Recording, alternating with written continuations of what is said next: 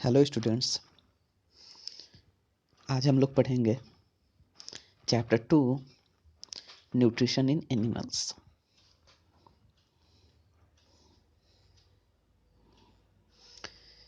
Nutrition in animals, तो nutrition के बारे में हम लोग पिछले चैप्टर में भी पढ़ चुके हैं कि न्यूट्रिशन होता क्या है। तो ये न्यूट्रिशन मेनली दो टाइप के होते हैं, जैसे आपको यहाँ पे एक ट्री बना करके दिखाया गया है। फर्स्ट होता है ऑटोट्रॉफिक, सेकेंड होता है हेटरोट्रॉफिक। ऑटोट्रॉफिक जो चैप्टर 1 के अंदर में था, फोटोसिंथेसिस प्रोसेस का जो ग्रीन प्लांट्स करते हैं, उनके बारे में हम लोग पढ़े थे। Heterotrophic mode of nutrition, that means the mode of nutrition in which any living organism depend on other organism for their food।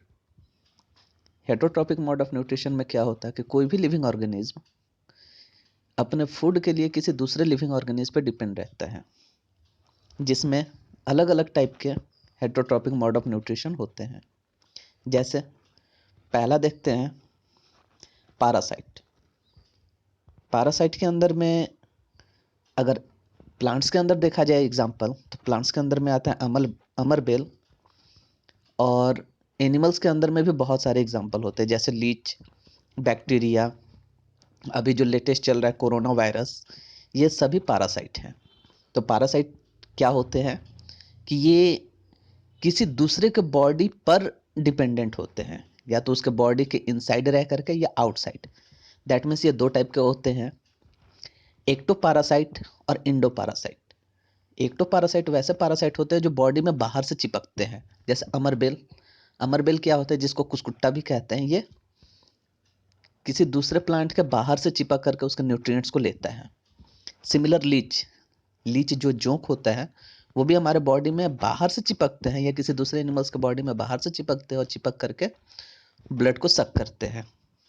उसी तरह से इंडोपैरासाइट, तो इंडोपैरासाइट में बॉडी के इनसाइड रहते हैं, बॉडी के अंदर, जैसे बैक्टीरिया, वायरस, ये सभी जो होते हैं ये बॉडी के अंदर रहते हैं, अंदर रह करके सर्वाइव करते हैं और बॉडी के न्यूट्रिएंट्स को अपना न्यूट्रिएंट्स बनाते हैं। सेकंड जो इसका टाइप होता है हेटरोट्रॉपिक का, वो है सेप्रोट्रॉपिक। तो सेप्रोट्रॉपिक मोड ऑफ न्यूट्रिशन में क्या करते हैं लिविंग ऑर्गेनिज्म कि डेड और डिकेइंग मैटर के ऊपर में ग्रो करते हैं, मतलब मरे और सड़े हुए चीज़ों पे वो सर्वाइव करते हैं। इसमें ये क्या करते हैं कि अपने बॉडी से एक स्पेशल टाइप का इंजाइम बोलते हैं, जो फूड के अंदर से न्यूट्रिएंट्स को अलग निकालता है, उसको बोलते हैं एंजाइम, जो फूड को डाइजेस्ट कराने का काम करता है। तो ये एक स्पेशल टाइप के एंजाइम फूड के ऊपर में छोड़ते हैं, मतलब डेड और डिकेइंग मैटर के ऊपर छोड़ते हैं, और उस डेड डिकेइंग मैटर के अंदर से जो न्यूट्रिएंट होता है, वो न्यूट्रिएंट सेपरेट होकर अलग हो जाता है और उसी न्यूट्रिएंट को वो एब्जॉर्ब कर लेते हैं। दैट मीन्स ये क्या करते हैं, केवल न्यूट्रिएंट्स ही लेते हैं डेड और डिकेइंग मैटर से, कंप्लीट फूड ये नहीं लेते। जिसके अंदर में एग्जाम्पल है मशरूम, फंजाई, ये सभी डेड डिकिंग मैटर के ऊपर में ग्रो होते हैं। और थर्ड है होलोजोइक। तो होलोजोइक मोड ऑफ न्यूट्रिशन के अंदर में, इसमें एग्जाम्पल में लिखा हुआ है animals, human beings. Human beings भी एक तरह के एनिमल्स ही हैं, लेकिन इनको हम थोड़ा सा अलग रखते हैं क्योंकि इनका फंक्शंस हम अलग से पढ़ रहे हैं।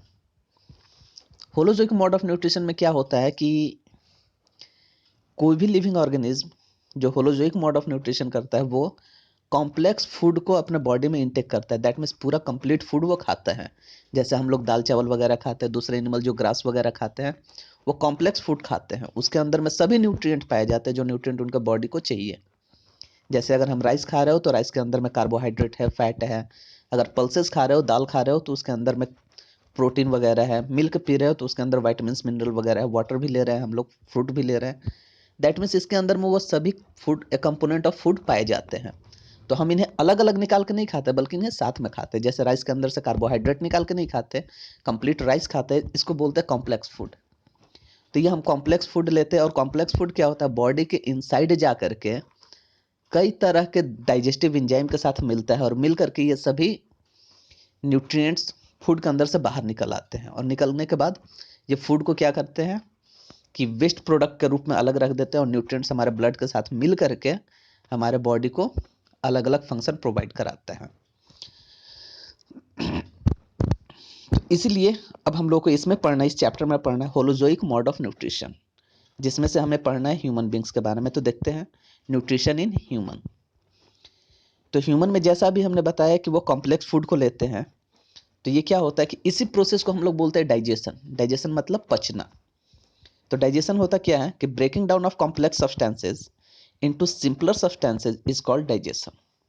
जो कॉम्प्लेक्स सब्सटेंस है वो सिंपलर सब्सटेंस में कन्वर्ट हो जाता है, टूट जाता है, इसको बोलते हैं डाइजेशन। और इस चीज़ में हमारे बॉडी के बहुत सारे डाइजेस्टिव इंजाइम काम करते हैं। इंजाइम के बारे में अभी हमने जस्ट बताया कि जो फूड के न्यूट्रिएंट्स को अलग निकालते हैं और न्यूट्रिएंट्स को तोड़ने का काम करते हैं, उसको बोलते हैं हम लोग इंजाइम। जैसे हम लोग कार्बोहाइड्रेट खाते हैं तो कार्बोहाइड्रेट टूट करके सिंपलर फॉर्म में कन्वर्ट होता है और ये सिंपल शुगर में बनता है, जिसको बोलते हैं ग्लूकोज। उसी तरह जो प्रोटीन खाते हैं वो प्रोटीन भी क्या होता है, अपने simpler form that is amino acid के अंदर में टूटता है। इसी तरह फैट भी फैटी एसिड के अंदर में टूटता है, ग्लिसरॉल के अंदर में टूटता है।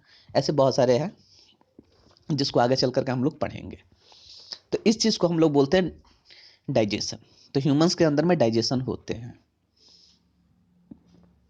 लेकिन ये डाइजेशन के लिए हमारे बॉडी के अंदर क्या होता है कि कई पार्ट्स होते हैं। जैसे सबसे फर्स्ट इसके अंदर में आप देख सकते हैं लिखा हुआ है बक्कल कैविटी, जिसको ओरल कैविटी भी बोलते हैं। इसके अंदर में ये पार्ट होता है हमारा माउथ। इसके अंदर क्या होता है, टंग और टीथ दो पार्ट पाए जाते हैं, जिसको अभी अगला वीडियो जब हम बनाएंगे तो उसके अंदर में सभी पार्ट्स को अलग अलग फिगर वाइज हम दिखाएंगे और उसको डिस्क्राइब भी करेंगे। अभी इसमें केवल इंट्रोडक्शन के रूप में आप लोगों को हम बता रहे हैं। ये बक्कल कैविटी होता है जो माउथ और माउथ के अंदर में टंग और टीथ होते हैं। सेकंड इसका पार्ट होता है ऑयसोफेगस, जिसको फूड पाइप भी बोलते हैं। ये गले से होकर के जाता है, गला से पूरा ये चेस्ट तक रहता है, चेस्ट के नीचे तक। थर्ड होता है स्टोमक, जो चेस्ट कैविटी के जस्ट बिलो पाया जाता है। फोर्थ होता है स्मॉल इंटेस्टाइन। फिफ्थ होता है लार्ज इंटेस्टाइन, जो जाकर के रेक्टम पार्ट में खत्म हो जाता है। और सिक्स होता है एनस। इन्हीं को, ये जो 6 पार्ट अभी दिखाए गए, इन 6 पार्ट को हम लोग बोलते हैं डाइजेस्टिव ट्रैक बोलते हैं, या इन्हीं को बोलते हैं एलिमेंट्री कैनल। तो ये जो पार्ट हुए ये पार्ट एलिमेंट्री कैनल के पार्ट हैं, डाइजेस्टिव ट्रैक के पार्ट हैं। लेकिन इनके साथ कुछ ग्लैंड जब जुड़ जाते हैं तब इन्हें हम कंप्लीट बोलते हैं डाइजेस्टिव सिस्टम। ये ग्लैंड क्या होते हैं, तो ग्लैंड हमारे बॉडी के अलग से पार्ट होते हैं जो इंजाइम को सेक्रेट करने का काम करते हैं। जैसे सैलिवरी ग्लैंड।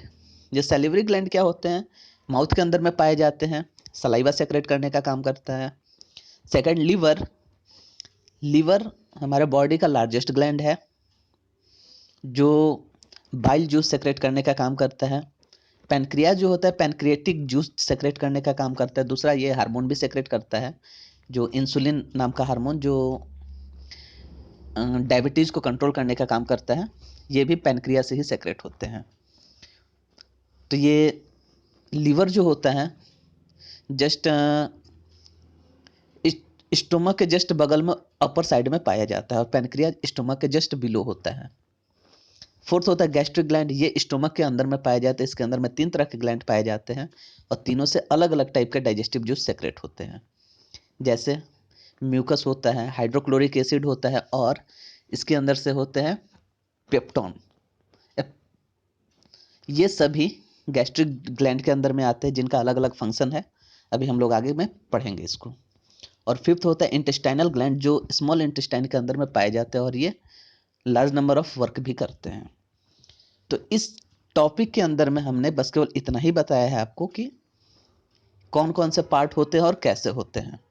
अगला टॉपिक जब आपके सामने आएगा तो उसके अंदर में ये सभी पार्ट का ब्रीफ डिस्क्रिप्शन होगा, साथ में फिगर भी होगा और आप उसको अच्छे से समझ सकते हैं। Thank you.